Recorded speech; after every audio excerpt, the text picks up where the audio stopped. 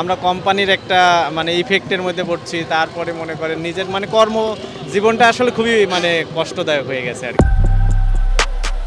কাজীর মোড় থেকে শুরু হয়েছে এই যে লম্বা লাইন, এই লম্বা লাইন গিয়ে ঠেকেছে মুক্তির মোড়।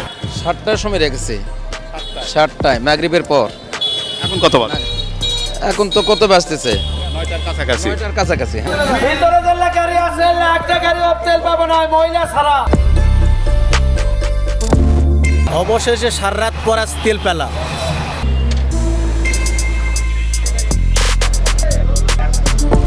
সারা গত রাত 7টার দিকে গাড়ি রেখে গিয়েছেন, সেই গাড়ি মোটর বাইক রেখে গিয়েছিলেন। আজকে সকাল 8:30 এই মুহূর্তে 8টার উপরে, এবং এই যে শত শত মোটর বাইক এই মাথা থেকে কাজীর মোড় পর্যন্ত। আমাদের মসজিদের মুয়াজ্জিম সাহেব, উনি আপনি গাড়ি কয়টায় রেখেছিলেন? 7টার সময় রেখেছে, 7টায় মাগরিবের পর। এখন কত বাজে? এখন তো কত বাজতেছে? 9টার কাছাকাছি। 9টার কাছাকাছি, হ্যাঁ 9টার কাছাকাছি যাচ্ছে। কোনান্তি মানে প্রত্যেকেই, এবং এখানে আমরা দেখছি যে এই যারা তেল নিতে এসেছেন প্রত্যেকের একই গল্প, একই কাহিনী। মার্কেটিংয়ের চাকরি করেন অনেকে, মার্কেটিংয়ের এই দিনের একটা অংশ চলে যাচ্ছে, এবং মার্কেটিংয়ে চাকরি এখন অনেকের ঝুঁকির মধ্যে। এই ভাই চিকিৎসক। আচ্ছা, আপনি গাড়ি রেখেছিলেন, এই যে সংকটটা তৈরি হচ্ছে কেন?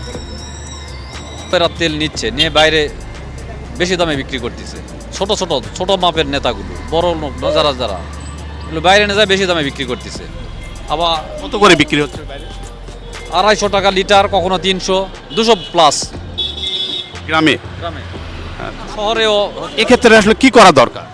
এগুলো আসলে সরকারের নজরদারি বাড়াতে হবে। আর এক কথায় গাড়ির ড্রাইভিং লাইসেন্স, গাড়ির কাগজপত্র যাদের আছে তাদেরকেই তেল দিবে।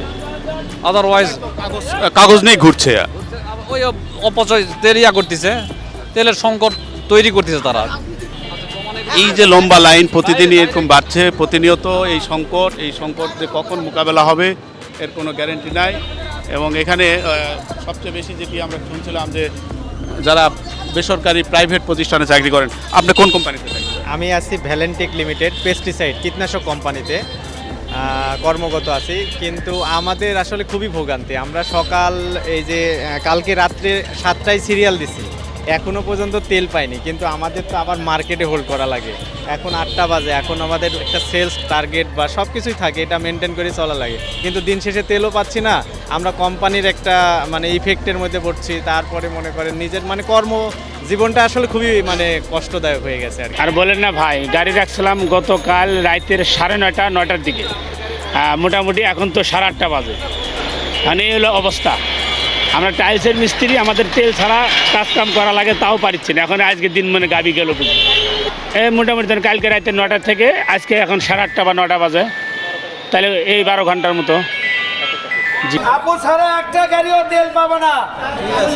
ঠিক আছে, সবাই আপনারা বাড়ান, ভাই পাবলিকেরা বাড়ান। ভাই ভাই যান, বাইরে যান, বাইরে যান, যান চলে যান, বাইরে চলে যান, যান। অবশেষে তেল পেলাম, এটাই সৌভাগ্য মনে হচ্ছে আর কি। এইভাবে আর কতদিন চলে বলেন? আমাদের খুব অবস্থা খারাপ। আমরা চাচ্ছি যে এটার সুরা হোক তাড়াতাড়ি। আমি কালকে সন্ধ্যা 5টায় দেখেছি, রেখে গেছি। হ্যাঁ, রেখে সারা ডিউটি করছি। গাড়ি পাহারা দিচ্ছে। হ্যাঁ, দিয়ে অবশেষে পেলেন? অবশেষে পেলাম, খুশি। যারা এখানে আসছেন প্রত্যেকেরই একই দুর্ভোগ, একই ক্লান্তি, একই হতাশা, একরকম তাদের মানে অভিব্যক্তি। এই পাশ থেকে ওই পাশে। এটা শুধু মুক্তির মোড় না, আমরা নওগাঁর উপজেলাগুলো যেটা রয়েছে প্রত্যেকটা উপজেলাতে যেখানে তেলের এরকম খবর আসছে, এরকম দীর্ঘ লাইন। এই যে দেখুন দীর্ঘ লাইন, এখান থেকে শুরু হয়েছে এটা হলো কাজীর মোড়, রুবির মোড় পর্যন্ত ছিল। তবে আজকে রুবির মোড় একটু কম। গত রাতে সবচেয়ে যেটি বিষয় দেখছিলাম, গত রাতে মোটরসাইকেল রেখে গেছে, আজকে সকাল 8টা, এই মুহূর্তে 9টা। অনেকেই এখনও তেল পায়নি। এই তেলের জন্য দীর্ঘ প্রতীক্ষা। এই প্রতীক্ষা কবে শেষ হবে কোনো গ্যারান্টি কেউ দিতে পারছে না। আজ এ পর্যন্ত ভালো থাকবেন, সুস্থ থাকবেন, আমাদের সাথে থাকবেন।